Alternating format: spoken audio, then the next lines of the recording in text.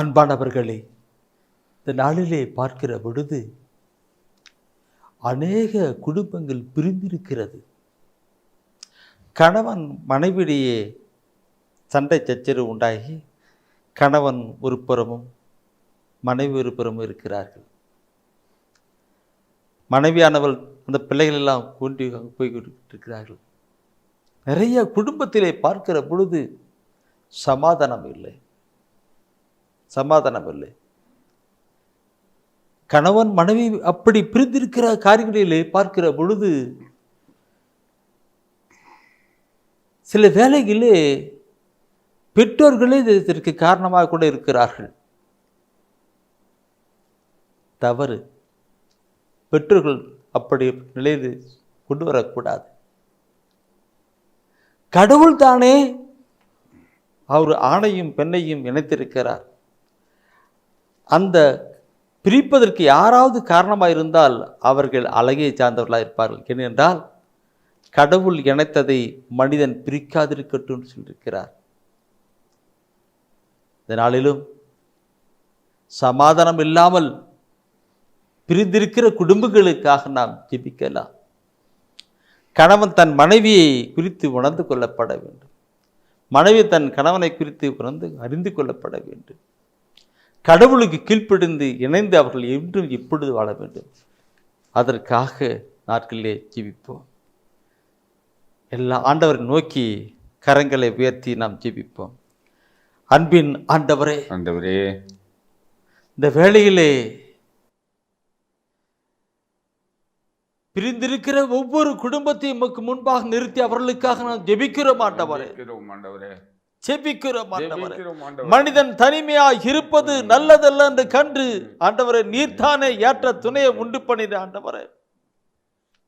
அந்த கணவனும் மனைவியும் ஆண்டவரை நீர்தானே இணைத்து செயல்படுத்திட ஆண்டவர். திருமணத்தின் வழியாக ஆண்டவரே, இந்த நாளிலும் பிரிந்திருக்கிற அவர்களை உம்முடைய சமூகத்தில் ஒப்புக்கொடுக்கிறோம் ஆண்டவரே. ஏன் பிரிந்தார்கள், எதற்காக பிரிந்தார்கள் என்பதை நீர் அறிவீர் ஆண்டவரே. ஒருவேளை அந்த சகோதரனுக்குள்ளாக அந்த சகோதரிக்குள்ளாக தவறான எண்ணங்கள் சிந்தனையில் இருக்கும் என்றால் அவற்றையெல்லாம் நீங்க மாற்றுங்க ஆண்டவரே. நீங்க மாற்றுங்க ஆண்டவரே. மாறாமை மதுரமாக மாற்றியது போல ஆண்டவரே நீங்க மாத்துங்க ஆண்டவரே. அவருடைய எண்ணங்களும் சிந்தனைகளும் மாறட்டும் ஆண்டவரே. ஒப்புக்கொடுக்கிறோம் ஆண்டவரே.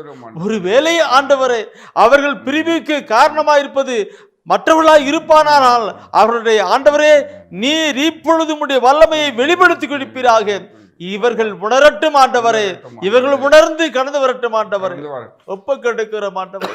தர்மையான வேலையில பிரிந்திருக்கிற ஒவ்வொரு குடும்பத்துக்காக நாங்கள் ஜெபிக்கிற அந்த நேரத்திலே ஆண்டவரே நீர் மனம் இறங்குவீராக.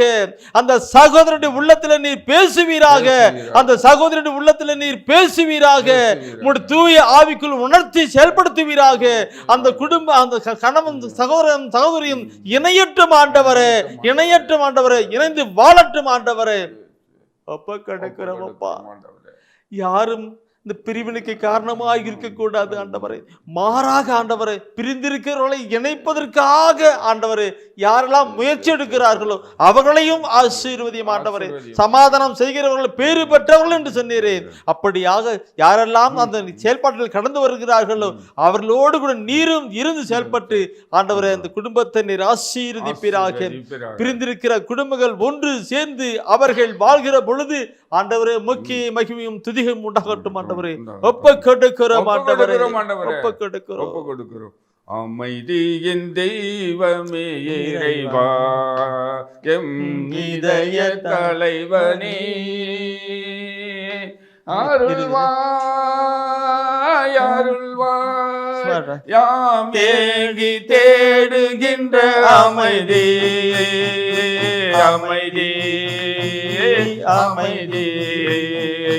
என்றும் எங்கும் அமைதி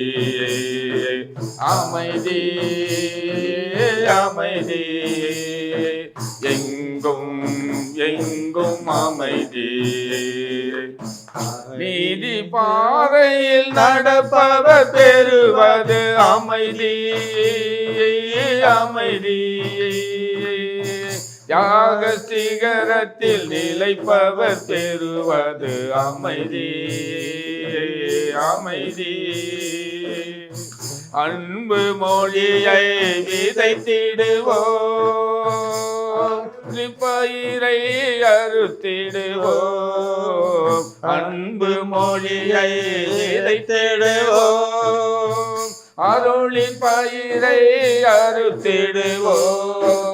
அமைதி அமைதி என்றும் என்றும் அமைதி அமைதி அமைதி என்றும் என்றும் அமைதி. அன்பானவர்களே, தொடர்ந்து நாம் ஜெபிக்கணும். கடவுளுடைய காரியங்கள் இணைந்து வாழ வேண்டும் என்பது, அழகின் காரியங்கள் பிரிப்பது, அழகுக்கு இடம் கொடுக்காதபடி என்றும் அவர்கள் இணைந்து வாழ்ந்திட நாம் ஜெபிப்போம். ஆண்டவர் தானே நம் ஜெபத்தை கேட்டு அருள் புரிவாராக. ஆமேன். ஆமென்.